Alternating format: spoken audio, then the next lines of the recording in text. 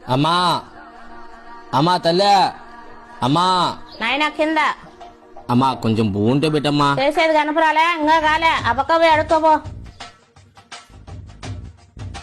అమ్మా అమ్మా తల్లే నాయనా ఇప్పుడు పైన అమ్మా తల్లి ఈ రోజున కొంచెం బూ పెట్టి పుణ్యం కట్టుకోమ్మా. ఇంకా కాలే బాబు ఆ పక్క పోయి అడుక్కోపో.